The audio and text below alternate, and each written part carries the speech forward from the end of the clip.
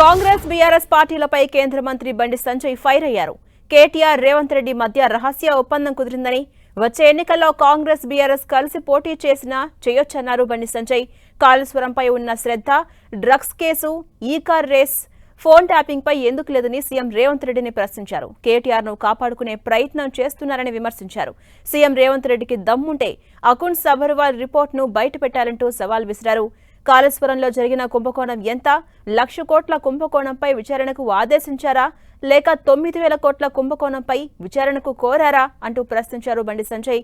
కాళేశ్వరంపై CM Revanth Reddy చేత కాదని చెబితే విచారణల సంగతి మేము చూసుకుంటామన్నారు బండి సంజయ్.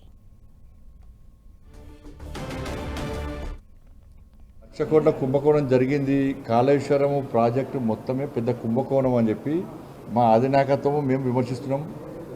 ఎన్నికల ముందు మీరు కూడా విమర్శించారు. కానీ ఇప్పుడు ఏమంటున్నారు? కాళేశ్వరం మొత్తము కుంభకోణం కాదు, కేవలము సుందిల్లా, మేడిగడ్డ అన్నారు. ఈ 3 మాత్రమే విచారణ జరపాలి. దీని విలువ ఎంత? 9,000 కోట్లే. మీరు అడిగిన విచారణ కదే, కొండందలు ఎలకలు కూడా పట్టలే. మీరు దాని మీద ముఖ్యమంత్రి గారు మాట్లాడాలని చెప్పి మేము భారతీయ జనతా పార్టీ గతం చోటు డిమాండ్ చేస్తున్నది. కాబట్టి ఇలా మా భుజం మీద పెట్టి మీరు కాల్చుంటే అంత అమాయకులం కాదు. నేను మళ్ళీ అంటున్నా, మీకు చేత కాదా? నీ పౌరుషం లేదా, రేషన్ లేదా, రోషన్ లేదా చెప్పు. నాతో కాదు, నాతో చేత కాదు. ఇదే ఫైనల్. ఈ 9,000 కోట్ల జాలిగా కాళేశ్వరం మొత్తం మంచి ప్రాజెక్టే, మిగతా అంతా చాలా మంచి ప్రాజెక్ట్ అని ఒప్పుకుంటే ఒప్పుకో. మరి నువ్వు విచారణ కోరిందాలని నీకే క్లారిటీ లేదు, రాష్ట్ర ప్రభుత్వానికే క్లారిటీ లేదు. మీకు దేనికి ఉపయోగపడుతుందంటే కేంద్రాన్ని విమర్శించడానికి మాత్రమే ఉపయోగపడుతున్నది. కానీ అవినీతిని బయటపెట్టడానికి ఆ నివేదిక ఏం ఉపయోగపడుతుంది వాళ్ళు చేసిన రిపోర్ట్ కూడా. ఇప్పుడు బీఆర్ఎస్ పార్టీ, కాంగ్రెస్ పార్టీ ఒక్కటనే విషయం వాస్తవం. మీరు చూడండి, అసెంబ్లీ చూడండి, మైనింగ్ స్కామ్ జరిగింది అని బీఆర్ఎస్లో అంటారు.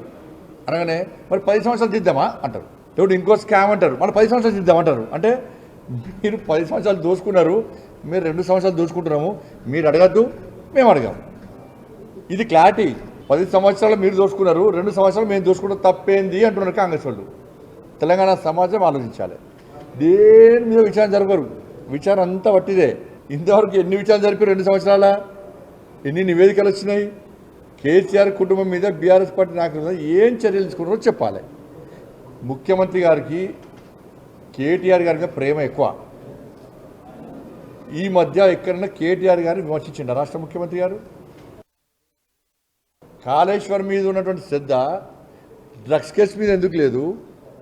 ఈ ఫార్ములా మీద ఎందుకు లేదు? ఫామ్ హౌస్ కేసు మీద ఎందుకు లేదు? కరెంటు కొనుగోలు మీద నివేదిక వచ్చింది ఆల్రెడీ, దాని మీద ఎందుకు లేదు? మళ్ళీ ముఖ్యమంత్రి గారు కేటీఆర్ గారికి సలహా ఇస్తారు. చూసారా, మీరు చాలాసార్లు సలహా ఇస్తున్నాడు. హరీష్ రావు పట్ల జాగ్రత్తగా ఉండు అంటున్నాడు. అంటే ఎంత అలర్ట్ చేస్తున్నాడు కేటీఆర్ గారిని, ఎంత కాపాడే ప్రయత్నం చేస్తున్నాడు రాష్ట్ర ముఖ్యమంత్రి గారు. హరీష్ రావు విషయంలో అలర్ట్గా ఉండు అంటున్నాడు.